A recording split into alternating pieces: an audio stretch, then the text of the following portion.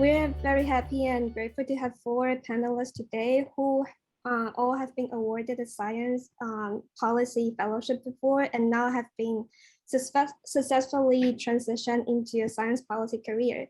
So I will start from the left to the right. This is not in any particular order, just a random order. So the first one is Maria. She currently is a legislative aide at California State Assembly, and she was awarded a CCSD fellowship before. Maria, can you briefly introduce yourself to everyone? Yeah, so about how long do you want me to speak here? Maybe 3 minutes, around that. Okay, sounds good. Yeah, so my name's Maria. I didn't really expect to end up in policy. I was a psychology major in undergrad, and I really like poetry and English. And so after I graduated, I was kind of split between doing an MFA in poetry and going into science. And so I ended up being a lab manager in a lab, and then really liked it. So I made my way to UC Irvine and studied neuroscience there. And while I was there, I kind of got interested in how policy works, like kind of policy related to neuroscience at first. So I was interested in eyewitness testimony, and then I was like, well, in court, like how do any of these punishments for crimes get made? Like, is it based on recidivism or what? And it turns out the answer is like whatever people can get passed through the legislature. So I just wanted to understand how maybe we could have more evidence-based policy.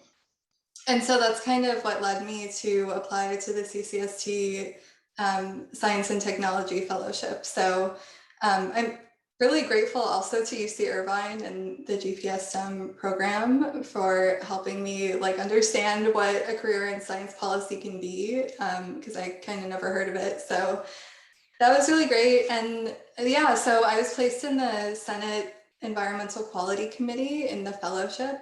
So for those of you who don't know, basically when bills are passed, they go through policy committees, and basically the people there will research them, see if there's any problems with bills, and then address those problems with the authors. And we talk to different agencies as well. So it's kind of like, you know, investigating if there are problems with bills, you know, being aware of the background and telling all the individual offices what the bills are about through analyses, because not everyone is a subject matter expert. So that was really cool. And it was kind of similar to grad school. So I really liked that.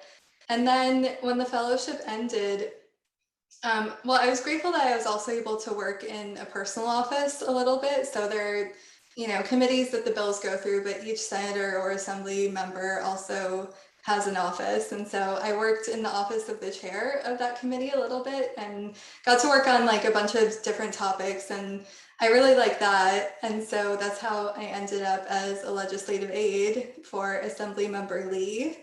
And I really love it so far. I've been working here since March, and I get to work on a lot of different issues. And just to give you an idea of like what my day-to-day is like, I talk to a lot of lobbyists about bills. So they'll talk to me about, you know, what they want the assembly member to vote for or vote against. And another one of my duties is also trying to get the assembly members' bills passed through the legislature. So I work with committees, try to explain to them why the bills are really important, answer any of their questions, and work with different offices as well to try to get votes. So that's just some of what I do. Yeah, and I guess just one more thing I would add is that I really like how fast things can change working in the legislature, because, for example, like I had a bill that was on consent, which means it wasn't controversial at all, just like going through the process, and then a wrench got thrown in it, and now I'm spending like all my time working to resolve this issue on it. So it's definitely not boring, and I've been able to use a lot of the analytical skills that you use in grad school as well. So I'm happy to answer any questions on that once we're done with intros, and really happy to be here. So thank you. Thank you, Maria. And one more question to you, just a quick question. How do I pronounce your last name?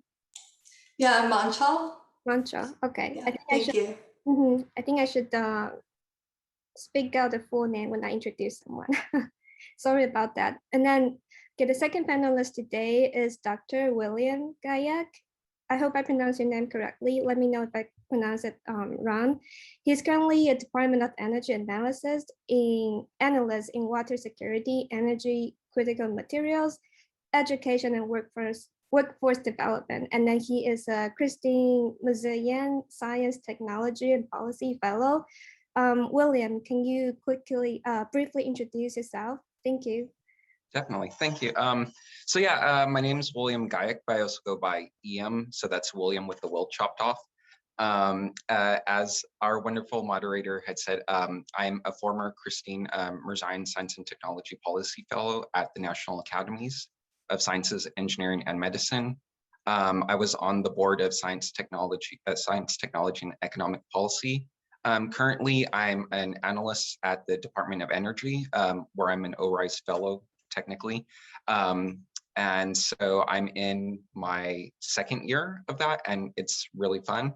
I initially got started on a different career path. So like many of you who are in grad school today, I thought, oh, I love science, I love research, I'm going to continue on to the professorship. and then, slowly, those rose tinted shades, were no longer present. And I decided that I wanted more work-life balance in my life. And I got a lot more exposure to different aspects of science policy.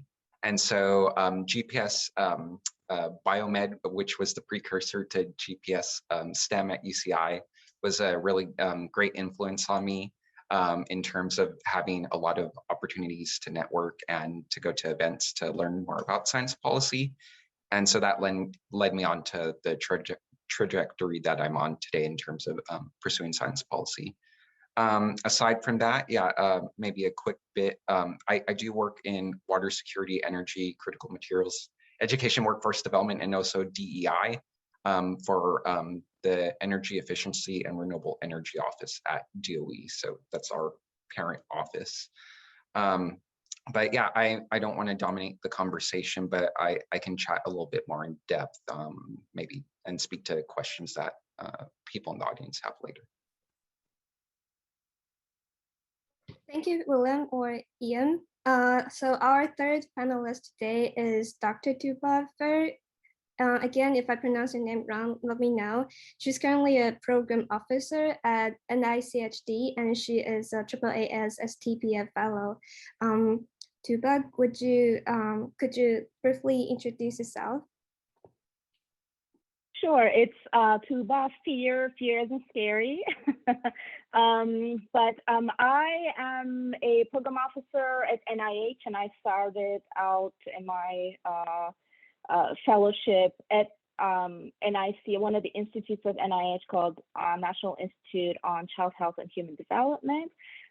Just like all the other panelists, I never thought I would end up in policy. I came here, I'm originally from Turkey. I packed a suitcase 20 years ago and I thought, I'm off to America, I'm gonna be a scientist. So I ended up here, and now I'm in a completely different place working as a government employee. So you never know where life will take you, just keep an open mind. I did my PhD in molecular genetics and developmental biology, so that's my background. And up until probably the last year of my PhD, I thought I would probably end up as a PI somewhere, but then during postdoc, things changed a little bit. I did not like my first postdoc very much, and I was getting very bored in the lab. I'm a pretty, friendly person. I like going out and meeting new people, and it was just, like the kind of lab life I was leading at that point I decided it was not for me. So I started volunteering at our local postdoctoral association, and that led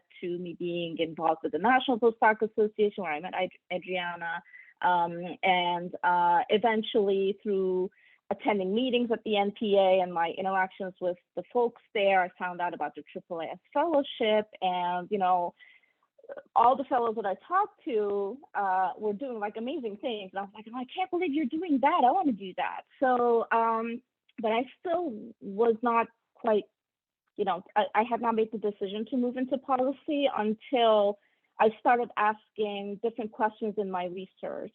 So I was doing research in a very rare disease called Krabbe disease, and my results suggested that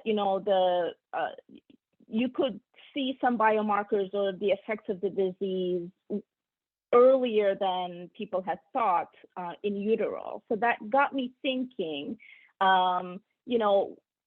what are the implications of my research in the broader, child health?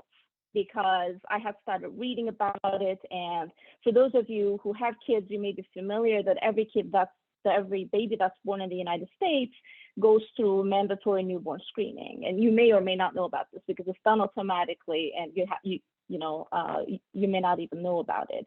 And they screen for a bunch of conditions and pick out the babies who test positive for these conditions so they can start treatment early on in life, and hopefully have a chance and an improved quality of life.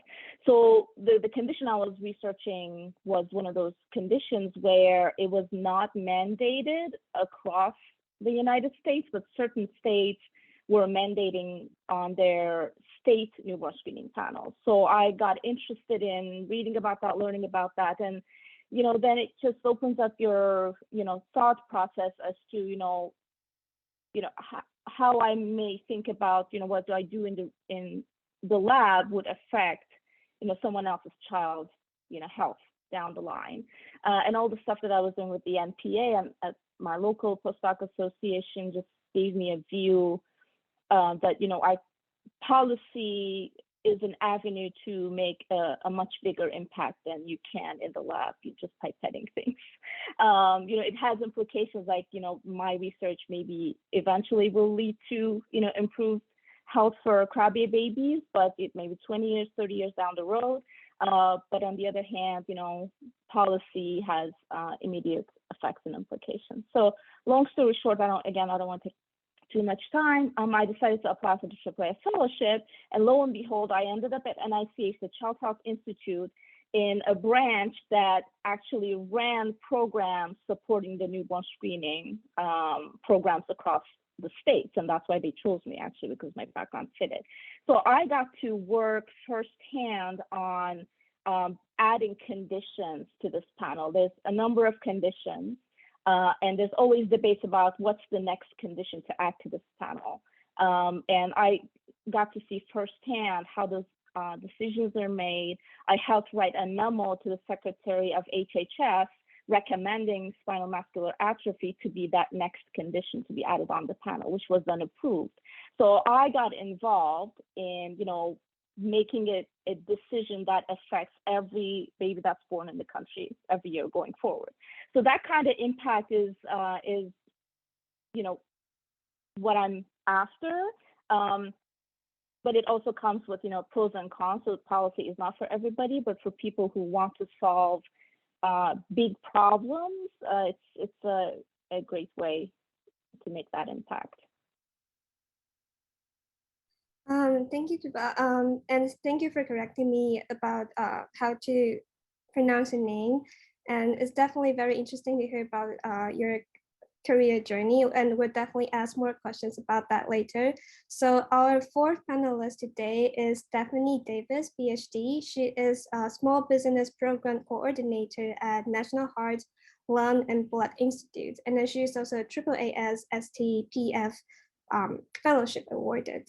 So Stephanie, could you briefly introduce yourself? Sure. So hi, everyone. My name is Stephanie Davis. You can call me Stephanie or Steph. It doesn't really matter. And so, I am a very recent alum of the AAAS Science and Technology Policy Fellows Program. It's a fantastic experience. If you are thinking about applying for it in the future, I would highly recommend it. So in terms of how I got where I am today, so I had always been kind of interested in public leadership through some different avenues. So when I was in high school, I was involved with this organization through the YMCA called Youth in Government, which basically taught high school students about civics and allowed us to go to the state capitol and take over it for a few weeks and basically serve as members of the legislative, judicial, and executive branches. When I was in undergrad, I was involved with student government. And, at the same time, I thought that I wanted to be a professor. I thought I want to be a professor at a small liberal arts school, which is what I went to for undergrad. I thought I wanted to help students realize their passion for science. And I thought that academia was the natural career path. So I went to the University of South Florida. I started in their biomedical science PhD program in 2012. And so I would say that the first 2 or so years of my grad school were very rough. I definitely did not make the best decision when it came to joining my first lab. And so I would say that negative experience did have a silver lining in that it kind of raised my awareness of a lot of the issues that grad students, postdocs, and other early career researchers face. So that became kind of a huge issue that I've been passionate about ever since. So about halfway through, I ended up switching labs and I ended up getting a really supportive and really good mentor. It was a huge contrast for my first lab. And at the time I was doing my research. So I took the pharmacology track. My research focused on new therapeutics for ischemic stroke and neurovascular disease. And at the same time, I also was serving as the president of our graduate student government at the College of Medicine. So once again, I really enjoyed kind of the public service aspect, and I had heard from the graduate program director that one of his former students was a AAAS fellow. And coincidentally, she now is in the Office of Science Technology Policy in the White House. So, you can go far with this program. So I'd heard about this and I thought, maybe that's a good program. I still wasn't really sold on any one career path, but it seemed very plausible for me to go a policy route. Well, about 2 years into my new lab, I was making really good progress on my research, but my PI got a job at the University of Kentucky. So I had just had my first author paper published. I had a previous co-authorship from my first lab. And so my committee basically said in so many words, Stephanie, you can defend now and start your postdoc a little bit earlier than anticipated. And I'm thinking, I just got here. Like, I feel like I'm not ready to get my PhD, but they thought I was. So I ended up defending about a year and a half earlier than anticipated. So I went to UK and I didn't really see the few years that a postdoc would give me as a bad thing because I still hadn't figured out yet what I wanted to do. But during my time as a postdoc, I kind of figured out that I didn't want to be a faculty member. And I did get really interested in more advocacy work. So during my postdoc, I got really involved with the UK Postdoctoral Association. I ended up getting really involved with the Young Scientist Committee in one of the scientific societies that I've been involved with for several years. And also I ended up serving on, well, I still do, but I met Adriana, Harinder, and Nicole through the Future of Research. So I applied for their board of directors, and I've actually been serving on there since 2018, because while I was a postdoc, I realized I'm really passionate about policy issues relating to postdocs and grad students. I think early career researchers need better treatment. I think they need better support. And I think that in order for them to reach their fullest potential, they deserve a lot better than what they're getting. Well, so those were kind of the issues I was really focusing on when I applied for the AAAS Science and Technology Policy Fellowship Program. So I applied to that. And around the same time, and I applied to other fellowships too. I applied to the legislative branch program through AAAS, got rejected. I applied to the American Chemical Society, got rejected. I applied for the Mirzayan Fellowship, got rejected. So I'm like, okay, I really hope that one of these takes me. So around the time that I got notified that I was going to be a semifinalist for the AAAS program, I ended up getting an internship in the tech transfer office at UK. So this was a really great experience because it basically allowed me to analyze technologies that were developed by UK researchers and students and kind of figure out how to bring them to market. So this was a really great opportunity for me, because as a pharmacology researcher, I was always interested in the development of new drugs and how to bring your benchtop research to the market. And it was also a really great experience because I got the chance to learn a lot about new technologies that were not my area of expertise. And I got to kind of help researchers figure out a plan for starting their own biotech companies or licensing out a drug they developed to a bigger company. And that kind of showed me, maybe there's another area of policy that I'm really interested in, and that is kind of the intersection of biotech, other med tech, and research. So when I ended up doing my my final week for the AAAS program, I had a lot of interviews. Almost all of them were at the NIH, and I ended up selecting a spot at the National Institute on Aging in their brand new Office of Small Business Research. So the technology, kind of the technology focus of the office was a huge draw to me. Ultimately, what made me choose that office, though, was the mentor. My mentor who runs the office is a former fellow himself, and I just had a really strong gut feeling that he would be a great mentor, and thankfully I was right. So, you know, the same advice that I give to people when choosing labs, I will give to incoming fellows. You know, a lot of offices have really great projects you can do, but choose the mentor because they'll be the ones who are really going to support you in your career journey. So I started in 2019. It was really great. I got to build on a lot of the skills that I had as an intern. I got to learn all about new technologies and therapeutics that were being developed for Alzheimer's disease and other diseases of aging. And I had a really great opportunity to give a lot of presentations, travel to conferences, and also I had a lot of experience talking to grantees and kind of helping them, you know, figure out how to best prepare their application for submission. The only downside is that about halfway into my first fellowship year, COVID hit and everything shut down.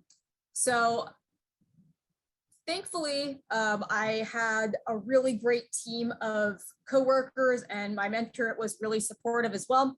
And I still love the work that I do, but the fact that I couldn't do any of the professional development in-person events that I normally got to do as a fellow, it kind of sucked the air out of the fellowship just a little bit. So at the time, I was hoping to get hired by my fellowship office, but at the same time, if another appropriate opportunity came up, I was going to look for that.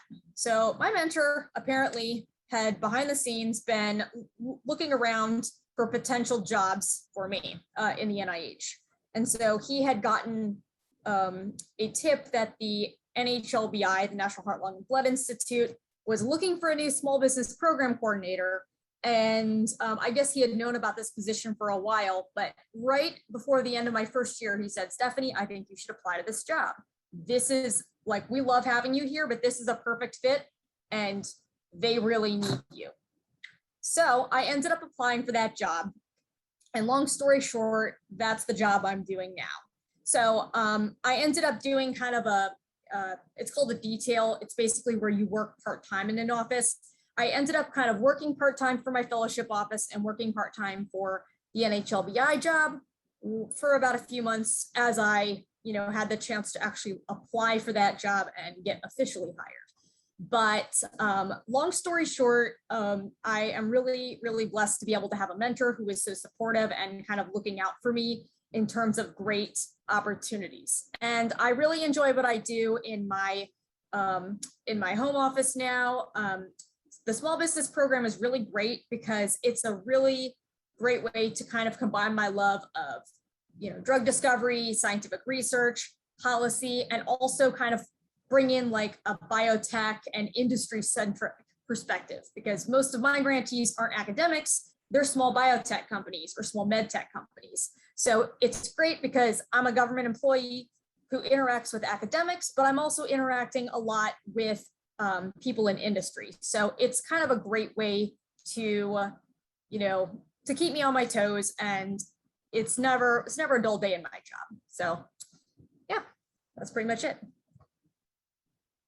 Thank you, Stephanie. And I can definitely echo with your stories. I think I was a class attendance last year, and I remember you about the whole story, especially the early part of your journey where you wanted to switch the lab and then apply for fellowship. Actually, I'm still thinking whether I should switch lab or not, but that's that's another story. And I am very excited today to start a discussion with Pawan. I'm pretty sure Pawan's very also excited about that. Yeah, let me stop sharing, and should we start our question list, Pawan? Yeah, so I think, thank you, first of all the panelists, they covered comprehensively about their career journey. So I think we can get started. We have some questions, but we'd be happy to take questions from the participant directly once we start discussing. So I think the first thing everyone would be interested to know, which is more relatable, is does the skill sets require, learned during your training or education help you move forward in science policy career? And if they are where, then what were those skill sets which you think that people do have it, but they don't recognize it or they don't exercise it? So we can go one by one. Probably we can start with Maria, and then we just move. Just give a brief about, in your case, what was the best there? Yeah, I think our ability to learn new things super fast. So I studied neuroscience and memory and people, and then I was placed in an environmental policy committee. So that was super different. I had to learn about like all these different things, and that was just really helpful. I mean, it still helps me today. Like I just started staffing a housing bill, and I'm trying to learn about all that. And it reminds me of writing a paper, honestly, like doing all the research. So yeah, I would say learning new things. Excellent. So please add. Yeah, I would echo Maria's sentiments. Like being able to learn and pick up new things is very important, which is another way of like using and articulating your skill sets from grad school and using them in maybe a different context for science policy. I would say another thing is sort of like being adaptable to being resourceful are also other skills. Being able to look at things from different angles or different aspects is something that has been very helpful in my career to be able to like tackle the different challenges and stuff in my work environment. Yeah, Stephanie and Tuba, do you want to add something to this? Sure. So I definitely think that being able to learn new things quickly is a great skill.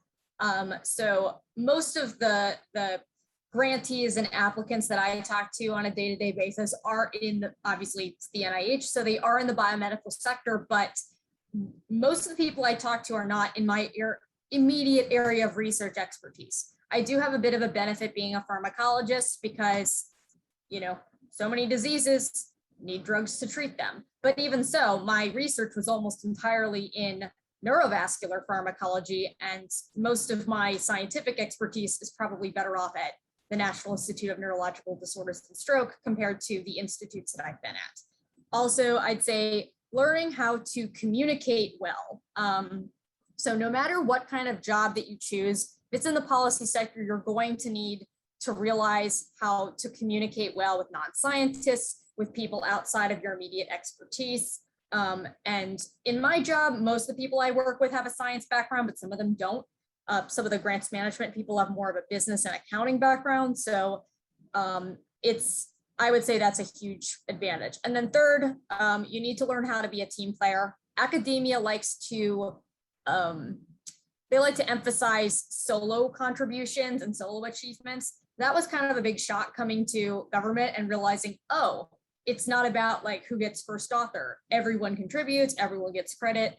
But it is kind of nice because it's not this consistent dog eat dog thing. It's very much we're all working together and we're all going to be a part of this new funding opportunity or this new memo or something like that. Wow, yes, I I think. also want to add. Yes, Go ahead. yes, please. I want to add the obvious. Maybe it's so obvious that it goes unnoticed, but why they hire you into the policy world is your strong analytical skills, the ability to look at data from various angles and make objective conclusions without your emotions getting in the way, right? That's what is drilled in us in PhD and postdoc. And that's what they're after, at least I can speak for the AAAS fellowship. A good chunk of the points that you get in your application is how good a scientist are you. That includes your publications, that includes your analytical skills. So that's really important. So you're already qualified to go into policy because you're all good scientists, right? So you know how to analyze data. And in our day-to-day job, we do need to analyze data, just different types of data. We have programs at NIH that would put out, for example, the fellowships. How successful is an F32 fellowship in terms of, the outcomes of the fellows down the line in, say, obtaining R01s. So that's a different type of data, but we analyze that. So it's your, ability to analyze different types of data in an objective way is really important.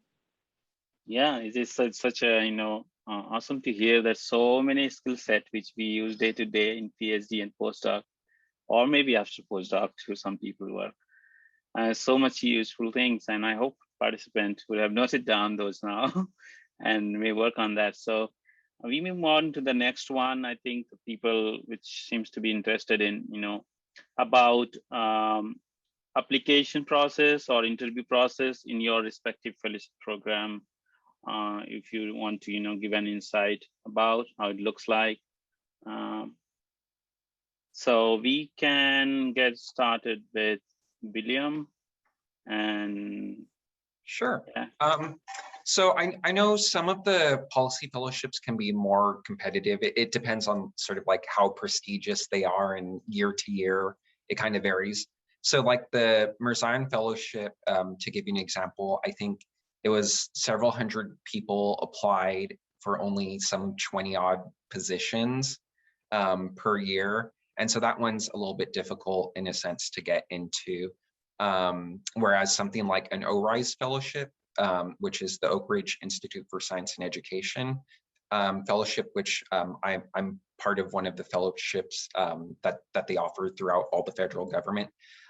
Those ones, there are so many different listings for positions at different agencies and different offices for different capacities that you're going to get one most likely, because there are just so many opportunities, and they need skilled people like yourselves here that are attending this event to be able to participate in those programs. You're going to get accepted from one at some point.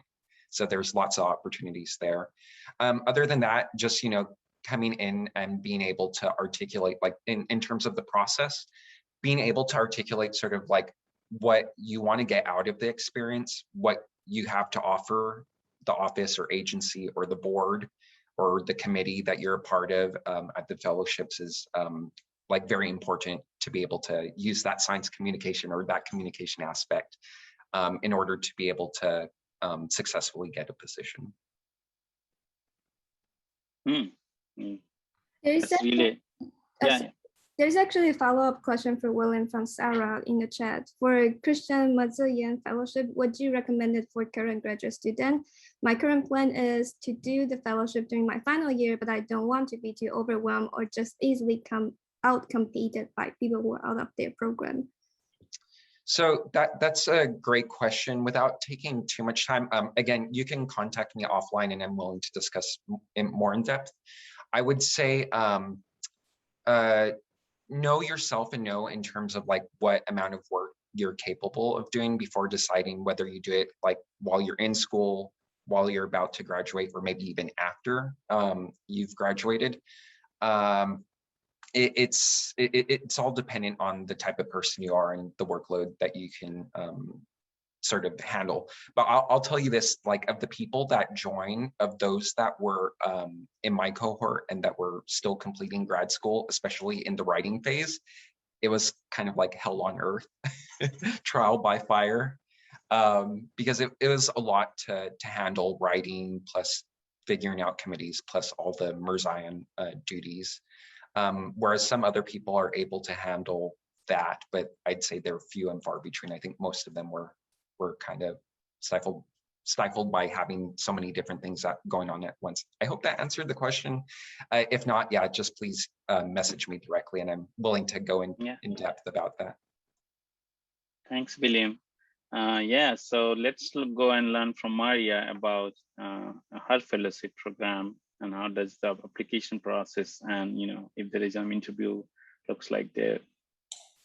Yeah, so this was before the pandemic, but there was still a Zoom interview involved back when that was novel. So that was interesting. But yeah, basically the first round is just 2 essays, like one more about your research, I think, and then one about like why you'd be good for the fellowship. And then, yeah, there's a Zoom interview. And yeah, I guess it's just really important to be able to talk about your research for the CCST fellowship. It's more like they want to know that you can do science communication and you can make your research interesting and understandable for someone who doesn't exist in that particular field. So like not using jargon and stuff like that. And that's pretty much all I can remember about that. It really wasn't that bad. So, yeah. Thank you so much, Maria. So we have two panelists from AAAS, and probably Tuba and Steph can split out. Maybe Steph can go first and give us a glimpse for the participant about it for AAAS. Sure. So AAAS, the way that it works, so I do have to specify that this is for the executive branch program. Tuba and I were both in this program. The legislative branch program and the judicial branch program work a little bit differently. But the way it works, so everybody applies and they submit an initial application package, which includes, your CV, your personal statement, a description of your activities, and you also indicate like what kind of areas of policy and are you interested in, what areas of expertise do you have that would be relevant to those areas of policy. So everyone, when they apply in November, usually it's about 2 to 3 months, and then the semifinalists are notified. So the semifinal round interviews mostly include you having to write a policy memo based on usually like one of 3 topics. So you will write the memo, you'll submit it, and then you'll present it to this panel of about 10 different people. And then after you present the memo, they'll be able to ask you questions about it, and they'll also ask you questions about your application materials. So once that's over with, usually it takes about a month or so, and then you'll get notified whether or not you're a finalist. So finalist interviews are they function very much like how a med student would pick a residency placement. So it's very much mutual selection. You'll have some offices that'll reach out to you and say that they want to pre-schedule you an interview. And then likewise, some offices will let you reach out to them. So that doesn't mean, a lot of people think that you can only place in an office that reaches out to you. That's not true. I reached out to my office and I ended up picking them. And part of the reason why is because I was able to talk about my internship, and the experience I had would make me a good fit for that position. But yeah, so you do a lot of interviews, and then at the end of the week, it's a mutual ranking thing. And then like if you rank them highly and they rank you highly, in my case, we both ranked each other #1, then you get selected. It's not always a 1-to-1 match, but they tend to favor office picks where the office and the candidate both rank each other highly. Thank you, Stephanie. So some points I think we can add about is, in terms of eligibility, whether people in the last year of PhD can apply, or, a certain specific requirement in terms of AAAS, which may allow him to stand out compared to others. Yeah, so in terms of eligibility, there's a lot of questions about citizenship, and I have to go through this, so I have to answer that. For the AAAS fellowship, you have to be a citizen at the time that you apply to the fellowship, which is November 1st. If you're a citizen by October 31st, you're eligible to apply, which I couldn't the year before. As soon as I became eligible, I actually applied for the fellowship. I believe there are other fellowships that do not have the citizenship requirements. The AAAS is one of those because you do work for the US government. They do require that you be a US citizen. Now, that being said, being dual citizen is okay. I am a dual citizen, but it did cause me problems. I do have a funny story about my placement, which I'm happy to talk about. So that's the eligibility. And the other eligibility is that you have to have your PhD degree at the time that you apply. You have to have your degree, and they ask for a photocopy of your, diploma to make sure that you actually got your degree. So those are the two requirements. Other than that, there's really I don't remember any specific eligibility requirements. And Stephanie did a great job of, explaining the process. One thing I would say, to maybe stand out in the crowd, because there are a lot of applicants and it's very competitive.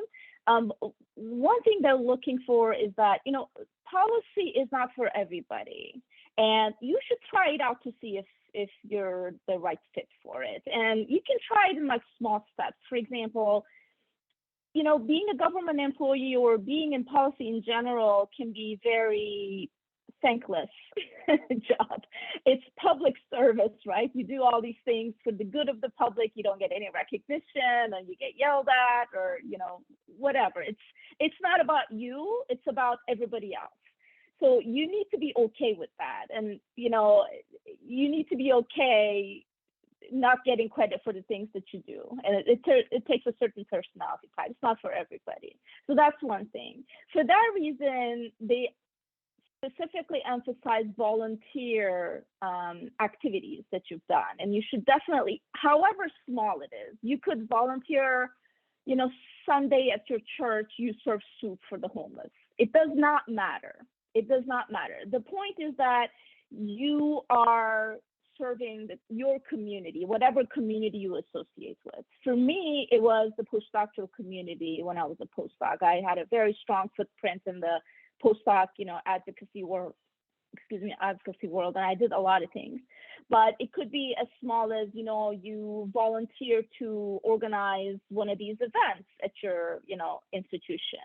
It just shows that you took the time out of your, busy career to do something that does not pay you or does not directly benefit you, but it's for the good of all the other, peers in your group, in your community. So that's really important.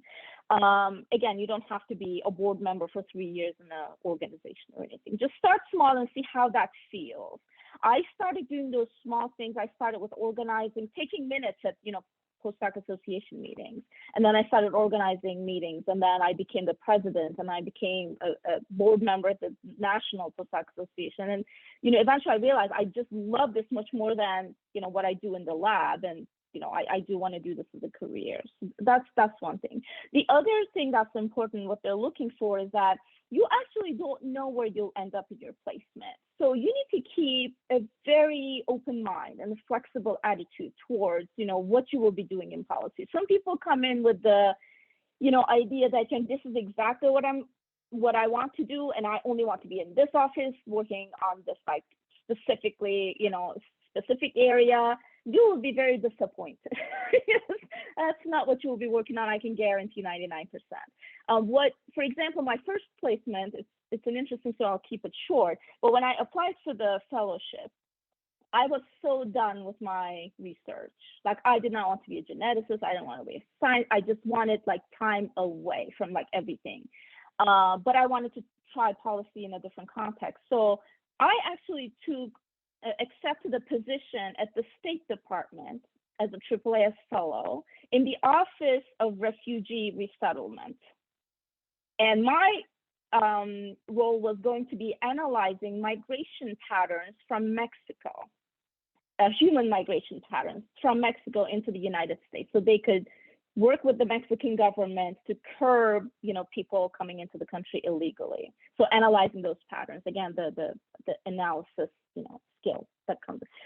I have no background in refugees or, foreign policy, like nothing. But they picked me because they thought that I could figure this out. And I was like, okay, I'll do it.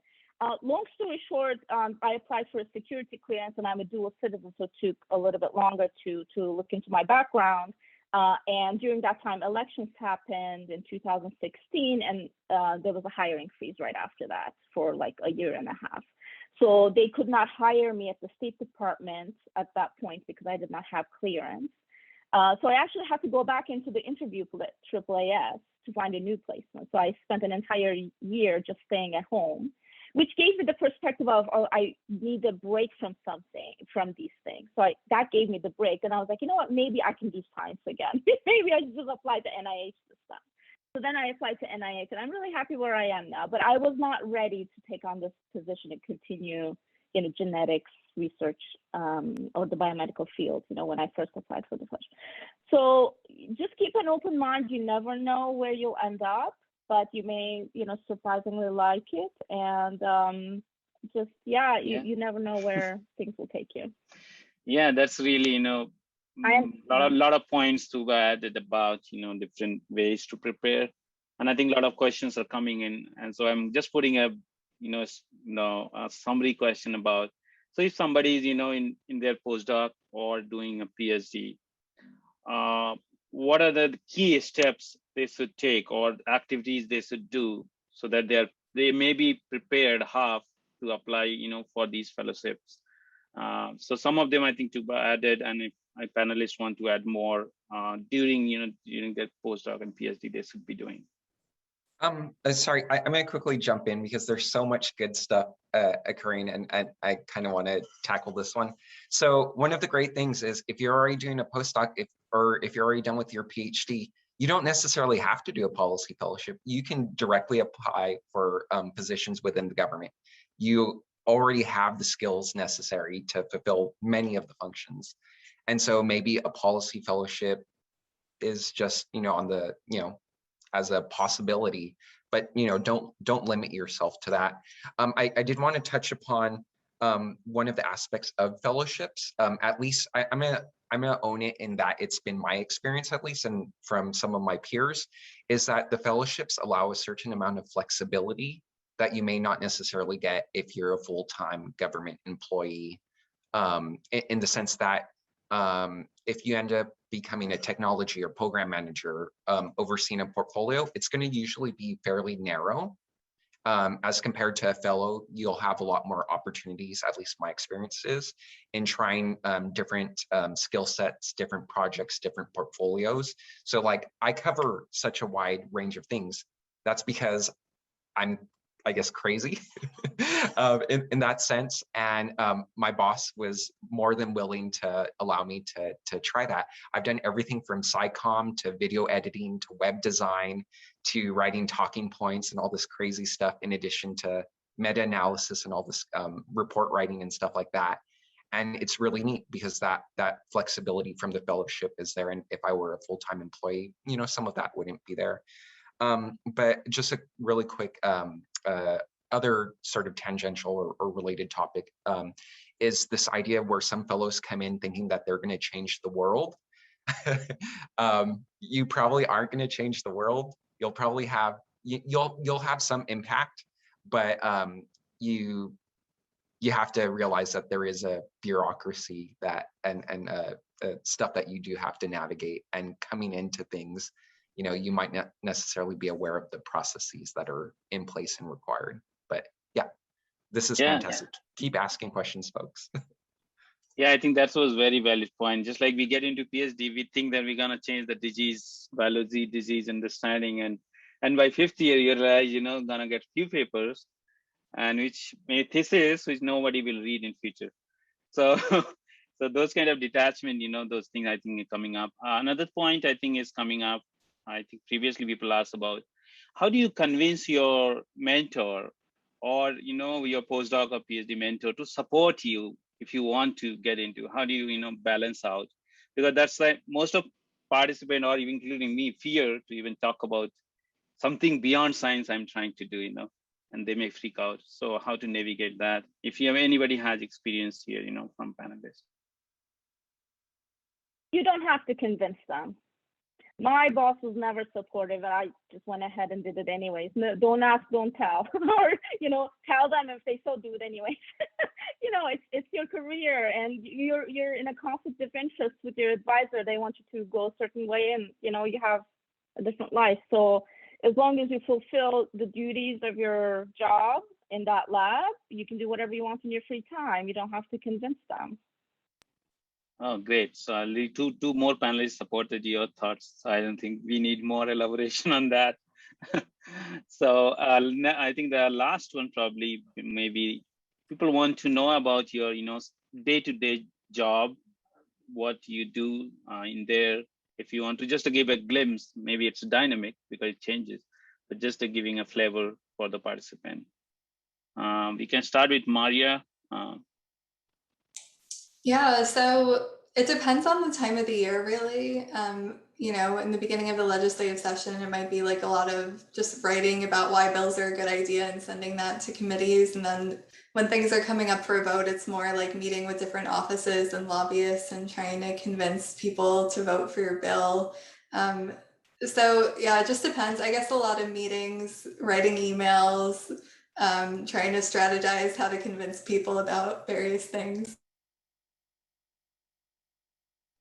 Well, thank you, Maria. So we can go to Stephanie and then Williams and Tuba.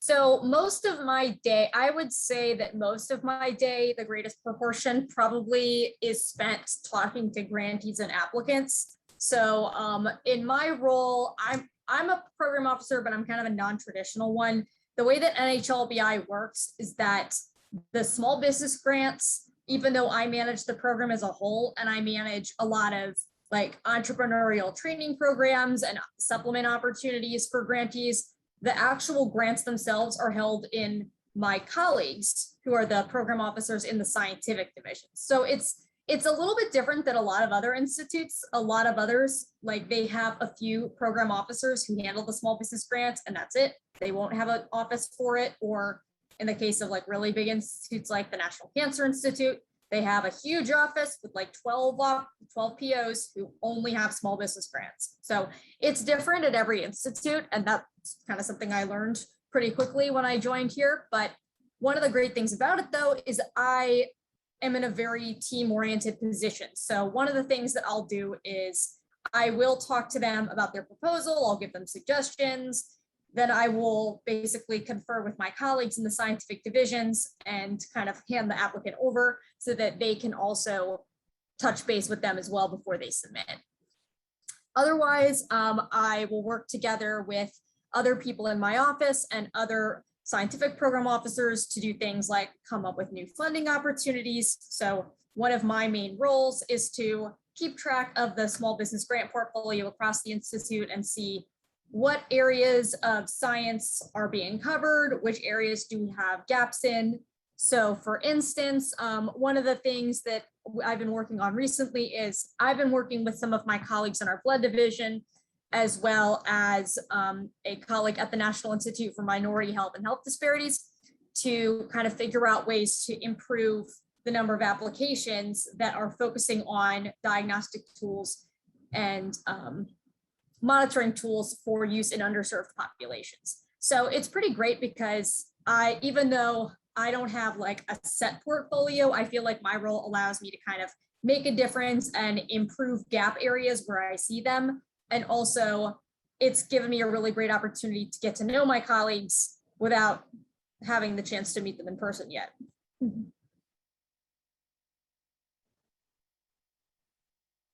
And then I think, so we're talking about a day in the life of, or hopefully, unless I totally spaced out, which I could have done.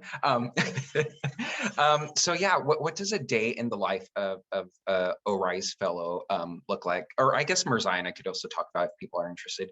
But my current position as an ORISE fellow, there's meetings where some of them I'm an observer.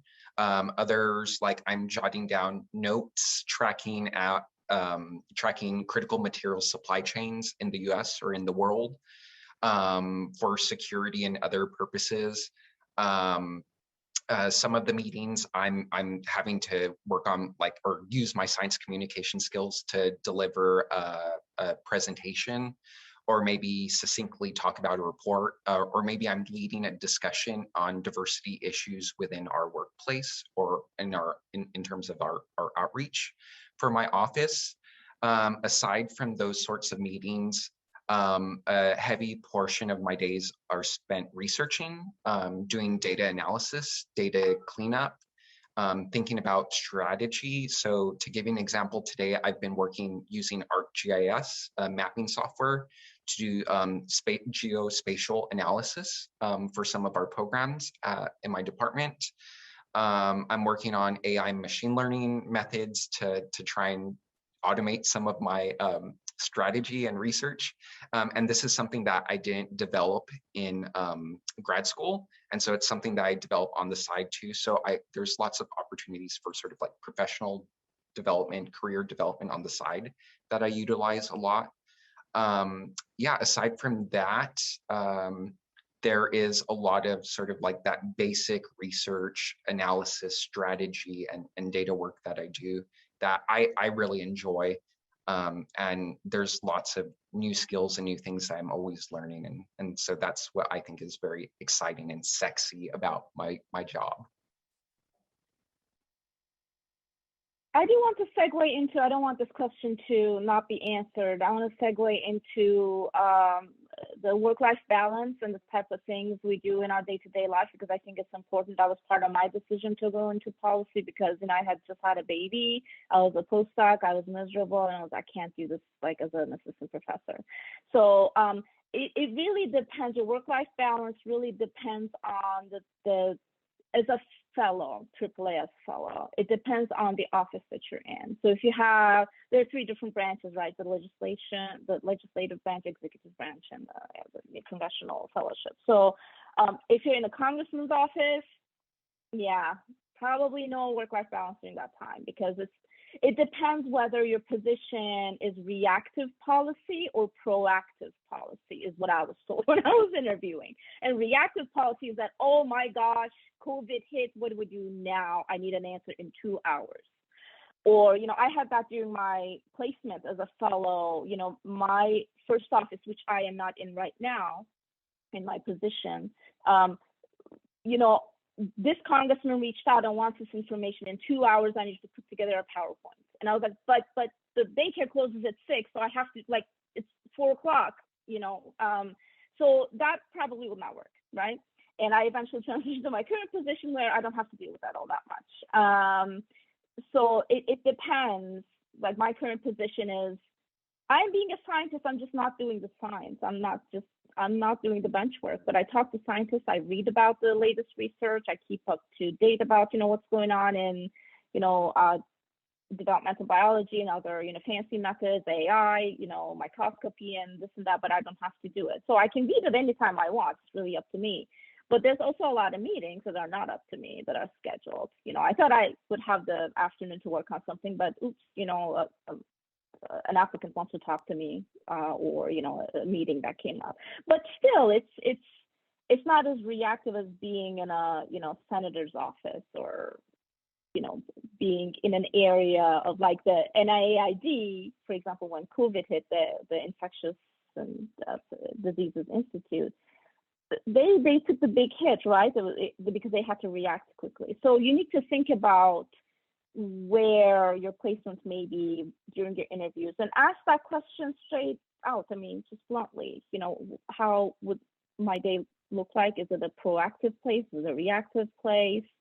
You need to make those decisions. But in general, if you want to switch to policy and have a decent work-life balance, you can find that, and it is also up to you, right? To say, you know, before COVID hit, I was in the office. I never brought work home. 9 to 5, I was done. Pick up the kids. You know, don't have to deal with it. Now I can't, because I can't do my work 9 to 5. So that stretches to like 1 a.m., 2 a.m. and, you know, but it's up to me. I know I have to stop. So yeah, anyway. Yeah, thank you so much, touching that point. And I think that would be helpful for many of them. So we are now gonna wrap up. So if you all the, panelists, if you want to give a final word of wisdom for the one line or something for the participants, please go ahead and just say it. And then we wrap it up. Who wants to go? Okay, Maria, maybe again. Sorry. No, it's okay. Yeah, so I would just say that the people you work with are really important. So if you have a say in your placement and you really click with an office, but you're like, oh, I don't know if I'm interested in whatever, I would just go with them, because that's, in my experience, going to help you learn more. That wasn't one line, sorry, but that's all. Yeah, thank you. Stephanie? So I do have to kind of hit on something that I said earlier, and that is, whenever you're kind of looking at a potential placement opportunity, if you're going for a fellowship or even a career opportunity, definitely look at the environment, look at your supervisor, look at your mentor, and I would say choose that more than anything. Also, the biggest thing is that don't be afraid to reach out to other people in your network. In this case, like every time I've reached out to an alum of the AAAS program, they've always been really happy to help. They jokingly call it the Fellows Mafia because everyone's, but it really is like, that's been a really big asset to me. And honestly, it's been a huge support system for me throughout the pandemic. So the best things that I have to say about this are, choose a great mentor, go with your gut, and rely on your friends and colleagues, because a lot of times getting something done is as simple as who you know. Yeah, thank you so much, Stephanie. William and Tuba. Yeah, I agree 100% with what the other panelists said. I'd maybe throw in, know that science policy isn't any one thing. There's like 100 different pathways. There's 100 different careers, or 1,000 within science policy. So if you want to do communication, if you want to do ads and advertising and engagement and newsletters, that's part of science policy. And that's a very important part. There's also writing reports, there's analysis, there's being a technology, a program manager. Those are all possible options, in addition to like an infinite number that I don't even know about. Whatever it is that makes you and you enjoy, I'm absolutely certain that you can find it within a science policy or government career. So yeah, just take a look, give things a try, and you can literally start at any level. It could be city level, state level, government, national level. So. Hey, thanks, William. I also want to say one last thing about that. Again, I agree with everything that was said. This was hard for me to grasp at the beginning, so that's why maybe I thought other people are in this situation. It's hard to understand what policy is, let alone what science policy is. You really don't understand it exactly until you do it. But this I can tell you from my experience. To me, what policy means is that policy is a solution to a problem that science policy is, at least a solution to a problem that slows down the conduct of science. So it could be anything. It could be anything. So find that problem that you're passionate about, and there will be many different solutions to that problem. And then it is up to you to figure out how to solve that. So is that problem the training of the next generation of scientists in this country? Is that problem the distribution of vaccines to the general population? Is that problem explaining to the public that they should be getting vaccinated? So that problem is a science communication problem. The first problem is a workforce development problem, but they all affect our ability to do science, right? So just think about it in that regard. It is a problem that you're trying to solve in the community, not in the lab directly, but the scientific community. Or is that a problem of how can we fund the best science? How can we find more money to fund more researchers? You know, I have applicants who also yell at me for not, you know, funding them. And I'm like, well, we don't have money. You know, that is a problem. We don't have enough money. But there are different solutions to that. And what angle do you want to take? So just think about along those lines. Yeah, I think that was a pretty huge, useful, you know, last point, and I'm sure participants get benefited. I know there are a lot of thoughts and ideas, so I think participants should reach out to all at least these 4 people now, you know, network with them, connect over LinkedIn, Twitter, and learn more, whatever you have in, you know,